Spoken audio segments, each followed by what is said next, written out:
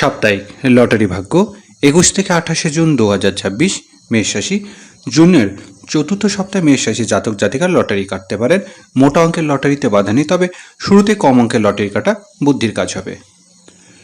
বিশ্বাসী জাতক জাতিকার জন্য এই সপ্তাহটা আর্থিক দিক ভালো দেখা যাচ্ছে। ভাগ্য যাচাই করে দেখতে চাইলে লটারি কাটতে পারেন।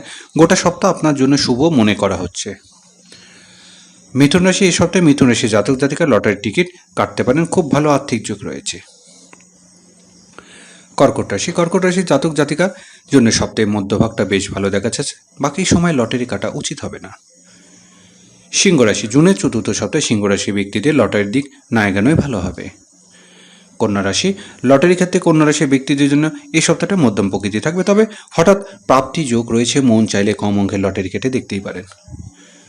তুলা রাশি, সপ্তাহের শুরুতে তুলা রাশি জাতকরা একবার চেষ্টা করে দেখতে পারেন। বাকি সময় লটারি থেকে দূরে থাকুন।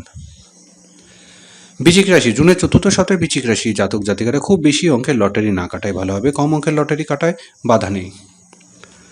ধনুরাশি, লটারি দিক থেকে ধনুরাশি জাতকদের ক্ষেত্রে এই সপ্তাহটা খুব একটা ভালো নয়, আবার মন্দও নয়। সপ্তাহে যে কোনো সময় কম অঙ্কের লটারি কেটে ভাগ্য যাচাই করে দেখতেই পারেন।